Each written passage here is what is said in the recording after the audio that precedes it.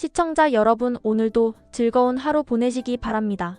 오늘의 사연 시작하겠습니다. 오늘 이 사연이 여러분의 마음에 작은 위로가 되기를 소망해봅니다. 저 역시 그렇게 누군가의 딸로, 아내로, 엄마로, 그리고 며느리로 살아가며 수없이 갈등하고 고민하고 눈물 삼켰던 그 시간들을 떠올리며 이 이야기를 꺼내려 합니다. 지금부터 제가 들려드릴 이 긴 사연은 단순한 불만이나 하소연이 아닙니다. 오랜 시간 속에서 쌓이고 또 쌓여 단단해진 감정의 층이들, 겉으로는 티 내지 않았지만 제 안에서 천천히 골마갔던 서운함과 억울함, 그리고 그 속에서도 지키고 싶었던 존엄과 사랑에 대한 기록입니다. 저는 40을 갓 넘긴 겉보기엔 참 평범한 일상을 살아가는 사람입니다. 아침이면 남편과 아이들을 챙기고 출근 준비에 분주한 가족을 배웅하며 하루를 시작하고 집안일과 가족의 건강, 아이들의 학업과 정서까지 챙기느라 쉴 틈 없이 움직이는 그런 흔하디흔한 엄마이자 아내입니다. 하지만 그렇게 평범한 겉모습 뒤에는 말하지 못한 마음의 무게가 숨어 있습니다. 저는 결혼 후 줄곧 좋은 며느리가 되고 싶었습니다. 새롭게 맺어진 식구들과도 잘 지내고 싶었고, 특히 시어머니와는 친딸 같은 관계가 되기를 꿈꾸며 나름의 노력을 해왔습니다. 결혼 초엔 모든 게 서툴고 낯설었지만 그 낯설미 곧 희망이었어요. 시간이 지나면 정이 쌓이겠지, 내가 진심을 다하면 언젠가 마음이 통하겠지 하고 믿었습니다. 그래서 처음에는 시어머니께 안부 전화를 드리는 것도 기쁘게 했습니다. 가끔씩 생신이나 어버이날, 명절 같은 날에는 더 정성을 다해 챙기려 했고요. 하지만 문제는 바로 그 자주 하는 전화에서 시작됐습니다. 처음엔 한두 번 안부를 묻는 게 예의라고 생각했지만 그것이 점차 시어머니의 기대가 되고 시간이 지나면서는 당연히 해야 할 의무로 바뀌더군요. 시어머니는 일주일에 몇 번씩은 꼭 전화를 해야 만족하셨고, 특별한 이야기가 없어도 그냥 뭐 하고 지내는지 궁금해서라는 이유로 통화를 원하셨어요. 저는 그런 요구를 거절하지 못하고 정말 말할 거리 하나 없는 날에도 억지로 통화를 이어갔습니다. 이게 며느리의 도리겠지 하는 마음으로요. 하지만 아무리 이해하려 해도 감정이 따르지 않는 억지스러운 통화는 결국 제게 큰 스트레스로 남았습니다. 전화하지 않으면 금세 서운하다는 말을 하시고, 연락이 없으면 무관심하다고 삐치시고, 때로는 남편을 통해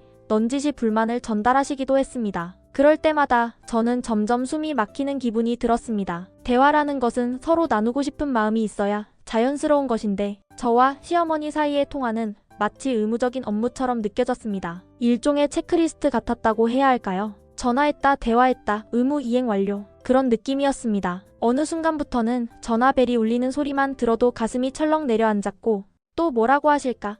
오늘은 또 무슨 잔소리를 들을까 하는 걱정이 먼저 앞섰습니다. 그런데 정작 더 황당한 건 제 남편의 태도였습니다. 결혼한 지 수년이 지나도록 남편은 단 한 번도 스스로 양가 부모님께 먼저 전화를 건 적이 없습니다. 항상 제가 먼저 전화를 걸고 시어머니가 통화 중에 오호야, 바꿔줘라 하면 그제야 마지못해 무뚝뚝한 목소리로 몇 마디 나누고는 금세 전화를 끊는 시기였죠. 그 모습을 지켜보는 제 마음은 말로 표현할 수 없을 만큼 씁쓸하고 허탈했습니다. 정작 아들은 아무것도 안 하면서 왜 나만 이렇게 애를 써야 하지?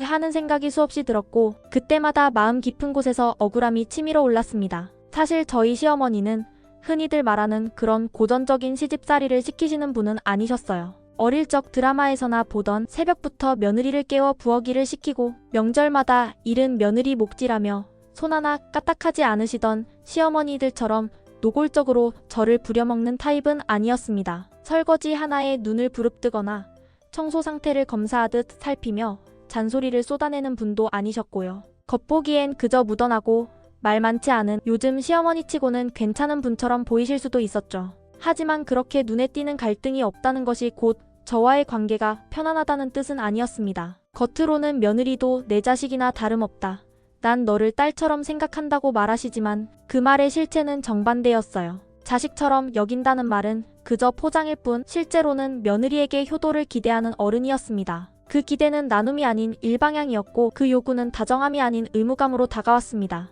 따뜻한 정의나 배려 없이 그저 며느리라면 응당해야 한다는 태도로 요구되는 그 사랑은 더 이상 사랑이 아니었어요. 가식적인 연기이거나 감정 없는 책임일 뿐이었죠. 전화도 늘 그랬습니다. 무슨 일이 있어도 시어머니가 먼저 연락을 하셨습니다. 그것도 아주 자주요. 특별한 일이 없어도 전화가 오고 특별한 이야깃거리가 없어도 통화를 해야 했습니다. 날씨가 덥다, 시장 물가가 비싸다, 어젯밤 잠을 설쳤다. 그런 일상적인 이야기들조차 매번 저와 통화를 해야만 풀리는 양 시어머니는 그 빈도를 줄일 생각이 전혀 없어 보였습니다. 오늘도 안부 전화를 드려야 하나, 안 하면 또 서운하다고 하시겠지. 그런 걱정에 늘 신경을 곤두세운 채 하루를 시작해야 했고, 어느 순간부터는 시어머니의 전화벨 소리만 들어도 가슴이 철렁 내려앉곤 했습니다. 하지만 정작 그 일상을 저희 친정에는 털어놓은 적이 거의 없었습니다. 결혼 초반 몇 번 이야기했다가 그 정도는 며느리라면 참아야 하는 거 아니냐는 말만 돌아왔기에 그 이후로는 그냥 삼켰습니다. 괜히 부모님께 걱정 끼치기도 싫었고요.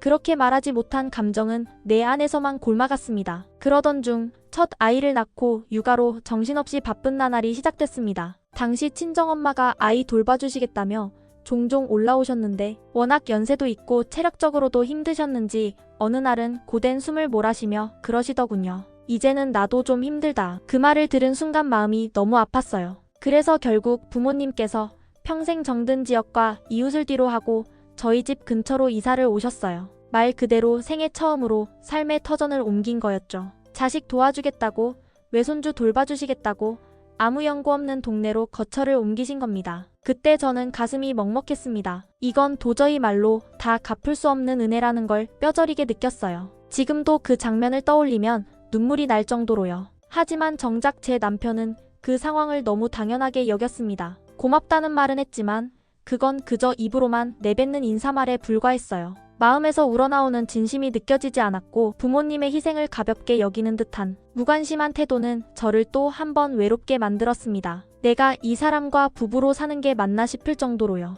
더 서운했던 건 아이가 생후 2달 무렵 작은 수술을 받게 되었을 때였습니다. 그때는 정말 한밤중에도 가슴이 덜컥 내려앉을 만큼 무서운 순간이었고 부모의 보호자가 되어 병원에 머무는 내내 마음이 바늘방석이었어요. 그때도 시어머니께 전화를 드려 수술 일정이며 상황을 미리 설명드렸습니다. 하지만 돌아온 반응은 그랬구나. 난 너희가 그냥 장난하는 줄 알았네라는 무심한 한마디였습니다. 수술 당일에도 수술 후에도 오시지 않았고 단 한 번의 위로도 없었습니다. 바쁘시다는 이유 하나로 손주의 첫 수술인데도요. 그때 느낀 감정은 참담함 그 자체였습니다. 무언가가 머릿속에서 와르르 무너지는 느낌이었고 속으로 다짐했습니다. 이런 분께 내가 왜 이렇게 전화에 매달려야 하지? 마음도 동하지 않는데 왜 이렇게 기계처럼 연락을 드려야 하지? 제가 드리는 전화는 애정도 그리움도 아닌 오로지 피하기 위한 방어용 도구에 불과했던 거죠. 그렇게 꾸역꾸역 감정 없는 전화를 반복해온 저 자신이 너무 비참해 보이기까지 했습니다. 그러던 어느 날 결정적인 사건이 터졌습니다. 시어머니 생신날 아침이었습니다. 출근한 남편에게서 전화가 걸려왔고 그날따라 목소리 톤이 굉장히 딱딱했어요. 무슨 일인가 싶어 왜?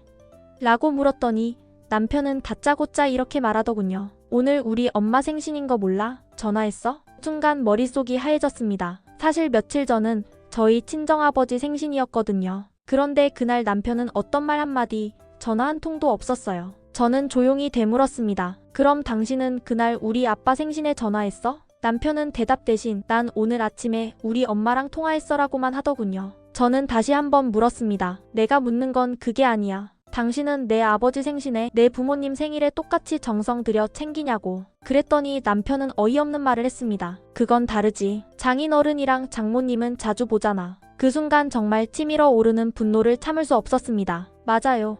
친정 부모님은 저희 집 근처 아파트 단지에 살고 계세요. 하지만 그게 다입니다. 남편이 그분들을 자주 뵙기라도 하나요? 명절 외에는 거의 찾아뵙지도 않고 한 달에 한두 번 마주치기나 하면 다행일 정도예요. 그저 거리만 가까울 뿐 마음도 행동도 가까운 적 없었습니다. 반면 아이들은 외할머니 집에 자주 갑니다. 그건 저희가 일부러 시켜서가 아니라 외할머니가 아이들을 늘 품어주셨기에 아이들이 그 따뜻함에 스스로 이끌려가는 것이죠. 그날 저는 너무 화가 나서 남편에게 단호하게 말했습니다. 그럼 당신 말대로 나도 우리 아빠한테 전화했으니까 됐지? 나 지금 엄마 집에 있으니까 이만 끊을게. 그리고는 단호하게 전화를 끊었습니다. 그 후로 한동안 마음 깊은 곳에서 씁쓸함이 떠나지 않았습니다. 부모를 향한 태도와 시댁의 기대가 얼마나 일방적이었는지 나는 얼마나 혼자 감당하고 있었는지 새삼 깨닫게 되는 순간이었고 그날 이후 제 안에서 무언가가 뚝 하고 끊어지는 소리가 들렸습니다. 그날 남편과의 통화가 끝나고 저는 조용히 휴대폰을 내려놓았습니다. 말로는 다 표현하지 못할 씁쓸함과 분노가 뒤섞인 채 마음이 심하게 요동치고 있었고 속이 울렁거릴 만큼 가슴이 먹먹했어요. 고개를 떨군 채 침묵 속에 앉아 있는데 옆에 계시던 엄마가 제 눈치를 조용히 살피시더니 조심스럽게 입을 여셨습니다. 방금 그거 다 들었다. 순간 등줄기가 찌릿하게 서늘해졌습니다. 엄마의 목소리는 낮고 담담했지만 그 안에 담긴 무게는 너무나 묵직했어요. 말하지 않아도 느껴졌습니다. 엄마는 모든 걸 듣고 모든 걸 알고 있었고 이제 더는 외면하지 않겠다는 결심이 담긴 눈빛이었죠. 저는 반사적으로 고개를 들었다가 엄마의 단호하고 결연한 표정을 마주하고는 숨을 삼켰습니다. 아, 이건 피할 수 없겠구나. 드디어 때가 왔구나. 하는 생각이 머리를 스쳤습니다. 엄마는 한치의 망설임도 없이 자신의 휴대폰을 집어들고 아빠에게 전화를 걸었습니다. 여보, 지금 당장 들어와. 얘기할 게 있어. 목소리는 평소처럼 다정하거나 부드럽지 않았습니다. 오히려 수화기 너머로 전해지는 긴장감이 느껴질 정도로 단호하고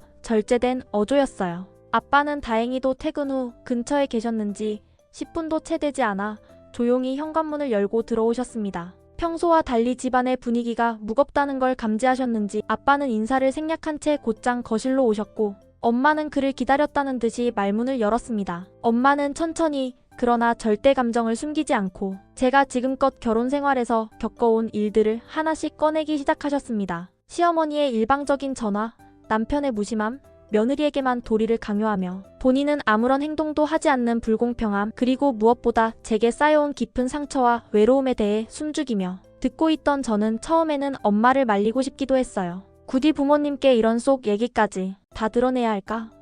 하는 망설임도 잠깐 들었지만 이내 마음을 고쳐먹었습니다. 이제는 더 숨길 이유도 감출 이유도 없었거든요. 엄마의 이야기를 듣는 동안 아빠의 표정은 점점 굳어졌습니다. 평소 무던하고 조용하며 늘 중재자 같은 역할만 해오셨던 아빠는 그날만큼은 한마디도 하지 않으신 채 정면을 응시하며 듣고만 계셨어요. 그러다 어느 순간 아빠가 조용히 손을 내밀며 말씀하셨어요. 휴대폰 좀 줘봐. 저는 조용히 휴대폰을 드렸고 아빠는 바로 남편에게 전화를 걸었습니다. 수화기 너머로 남편이 전화를 받는 소리가 들리자 아빠는 낮지만 단단한 목소리로 천천히 입을 여셨습니다. 며칠 전에 내 생일이었지. 그날 자네 뭐 했나? 전화기 너머에서 남편의 당황하는 숨소리가 들릴 것 같았습니다. 익숙하지 않은 질문에 당황한 남편은 잠시 말을 잇지 못하더니 이내 얼버무리듯 대답했습니다. 죄송합니다, 아버님. 그날 일이 좀 많아서 깜빡하고 말았습니다. 아빠는 그 말에도 흔들리지 않았습니다. 오히려 목소리에 무게를 실으며 말을 이었습니다. 내가 자네가 어떻게 행동하는지 그동안 지켜만 봤네. 사위도 자식 아닌가? 내 딸은 자네 어머니 생신엔 꼭 챙기고 날짜가 지나더라도 부랴부랴 다시 연락이라도 드리지 않나.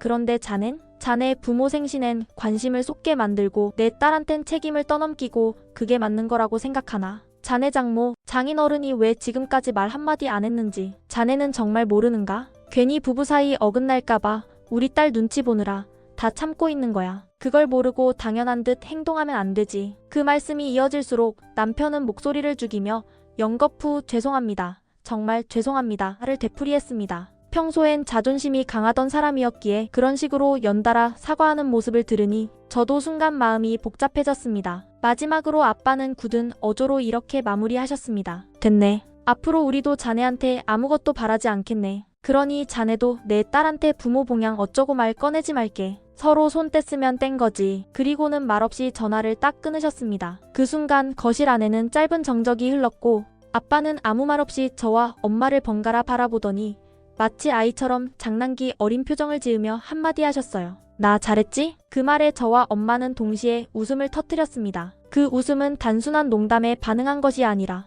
그동안 마음 깊이 쌓였던 감정들이 비로소 해소되는 순간에서 나온 웃음이었습니다. 저는 그날 처음으로 우리 아빠가 이렇게 든든한 사람이었구나 하는 생각이 들었고 동시에 얼마나 그동안 나 혼자 감정의 전쟁을 치러왔는지 새삼 깨닫게 되었어요. 그리고 그날 저녁 남편이 퇴근하고 집에 들어왔습니다. 현관문을 열고 들어온 남편의 얼굴에는 평소와 다른 낯선 기운이 감돌았습니다. 말없이 신발을 벗고 거실로 들어오는 그의 표정은 무거웠고 눈빛은 조금 불안해 보이기까지 했어요. 제가 일부러 아무 말 없이 그를 바라보고 있으니 남편은 입을 떼지 못하고 눈치만 슬쩍슬쩍 살피더라고요. 그래서 제가 먼저 조용히 말했습니다. 할 말 있으면 해. 그렇게 눈치만 보지 말고. 그러자 남편은 머뭇거리다가 조심스럽게 입을 열었습니다. 그 장인 어른한테 전화 좀 해주면 안 될까? 그 말에 저는 순간 어이가 없으면서도 어딘가 짠한 마음이 들었습니다. 속으로는 이 인간이 드디어 뭔가 깨닫긴 했나 보네 하면서도 여전히 한참 멀었다는 생각도 들었죠. 그래도 일단 기회를 주기로 했습니다. 저는 말없이 휴대폰을 꺼내 아빠 번호를 눌러 넘겨줬고 통화 버튼을 누르며 대신 전해주었습니다. 아빠, 남편이 지난번 생신에 전화 못 드린 거 정말 죄송하대요. 그날 진심으로 미안했대요. 그리고 저희가 지금까지 얼마나 도움을 받았는지, 얼마나 큰 은혜 속에 살고 있는지 요즘 많이 느끼고 있다고 했어요. 부족한 사위지만 그래도 딸 남편이고 손주들 아빠니까 지금껏 참고 받아주셔서 진심으로 감사드려요. 말하는 동안 제 목소리는 조금씩 떨렸습니다. 그동안 억눌려 있던 감정이 목구멍 끝까지 차오른 탓인지 차분히 말하려고 애쓰는 제 자신이 더 슬퍼 보였어요. 아빠는 잠시 침묵하시더니 짧게 대답하셨습니다. 그래 알겠다. 통화는 짧았지만 저에겐 그 순간이 무척 깊은 의미로 남았습니다. 수년간 혼자 짊어졌던 감정의 무게가 아주 조금이나마 덜어진 느낌이었거든요. 그리고 그날 밤 저는 오랜만에 조용한 숨을 내쉬었습니다. 마음속 깊숙이 쌓여있던 무게 하나가 살짝 내려앉는 것 같았고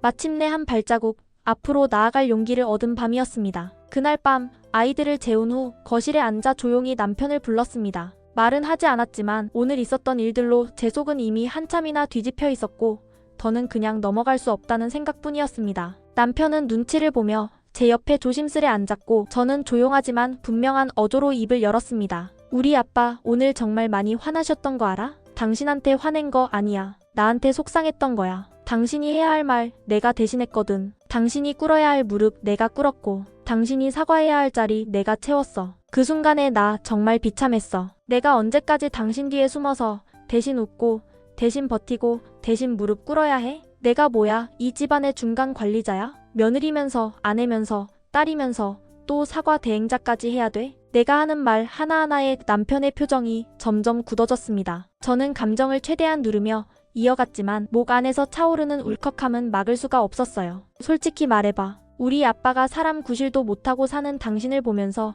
무슨 생각 들었을 것 같아? 딸 키워서 당신한테 시집 보낸 걸 자랑스럽게 여겼을까? 부끄러웠을걸? 내가 그 자리에 있었는데 가슴이 찢어지더라. 그리고 당신, 우리 아이들 나중에 커서 당신 보고 뭐 배울까? 아빠가 아무것도 안 하니까 엄마만 고생하는 줄 알고 잘할 텐데 그게 정상인가? 이쯤 되니까 남편은 고개를 떨군 채 아무 말도 못하고 있었습니다. 저는 숨을 한번 크게 내쉬고 마지막으로 확실하게 말했어요. 앞으로는 시어머니 전화 문제로 당신이 나한테 감정 표현하는 일 절대 없었으면 좋겠어. 삐지고 성내고 비꼬고 그런 유치한 감정 표현 나 진짜 지긋지긋해. 내가 전화 안 했다고 나한테 화내는 거 이제 진짜 그만해. 더는 못 참겠어. 나도 사람이고 나도 딸이야. 당신만 아들 아니거든. 그날 저는 남편에게 확실한 약속을 받았습니다. 앞으로 제가 자발적으로 하지 않는 이상 시어머니께 전화를 하라고 강요하거나 감정적으로 간섭하지 않겠다는 약속. 그리고 더 중요한 건 이제부터는 남편이 시어머니와 저 사이에서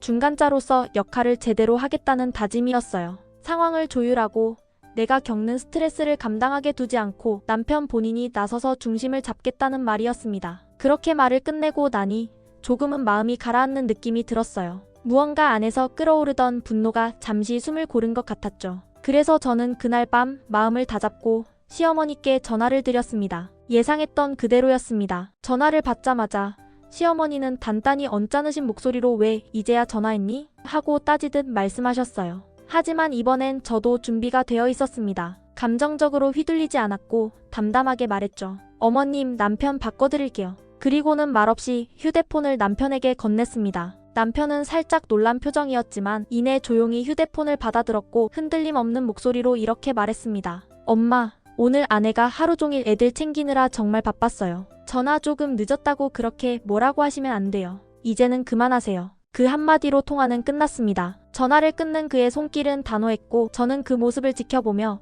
조용히 놀랐습니다. 이 인간이 드디어 뭔가를 배우기 시작했나? 비로소 남편이 나의 입장이 아닌 우리의 입장에서 움직이는 사람이 되어가고 있다는 생각이 들었습니다. 그리고 전화를 끊은 후 남편은 조심스럽게 제 눈치를 보며 말했습니다. 이번 주말에 당신 부모님 댁 같이 가자. 내가 지금까지 너무 무심했던 거 솔직히 미안해. 사과드릴게. 그 말을 듣고 저는 순간 말문이 막혔습니다. 진짜로? 하고 되물었고 남편은 고개를 끄덕이며 말했습니다. 응, 이제는 내가 나서야 할 때인 것 같아. 저는 속으로 생각했습니다. 이게 정말 무슨 일이람. 이 사람 진짜 철든 걸까? 아직은 반신반의였지만 그 말이 진심처럼 느껴졌기에 일단 믿어보기로 했습니다. 그리고 다짐했죠. 이번 주말 내가 얼마나 진심으로 행동하는지 내가 두 눈 똑바로 뜨고 지켜볼 거야. 네가 보여주는 태도에 따라 나도 시어머니에 대한 내 태도를 정할 거니까. 이제 이 이야기를 어떻게 마무리해야 할지는 잘 모르겠지만 한 가지는 분명하게 말할 수 있어요. 엄마, 아빠 정말 고마워요. 나라는 사람을 이렇게 따뜻하게 흔들리지 않게 키워주셔서요. 인생의 가장 어려운 순간마다 제 편이 되어주시고 저보다 먼저 나서서 저를 지켜주셨던 두 분이 계셨기에 저는 이렇게 버틸 수 있었어요. 앞으로는 다른 누구보다도 엄마 아빠에게 제대로 된 딸 노릇하면서 살게요. 우리 남편이 변하고 마음을 열고 진심으로 여러분께 고개 숙여 감사를 드리는 날이 온다면 그때는 저도 조금씩 시댁에 대한 마음을 풀어갈 수 있을지도 모르겠어요. 효도는 강요로 되는 게 아니에요. 마음이 동해야 가능한 일이죠. 마찬가지로 부부 사이도 일방적인 희생으로는 오래 갈 수 없다는 걸 저는 배웠습니다. 누군가가 계속 주기만 하는 관계는 결국 무너지게 되어 있어요. 주는 사람이 있으면 받는 사람도 그만큼 돌려주고 감사할 줄 알아야 그게 진짜 사랑이라고 생각해요. 이제 저는 더 이상 일방적으로 참고 묵묵히 버티는 며느리로 살지 않을 겁니다. 저도 사람이고 감정이 있는 존재예요. 앞으로는 제 자신을 지키는 아내로 그리고 부모님께 자랑스러운 딸로 살아가고 싶습니다. 그리고 그렇게 살 겁니다.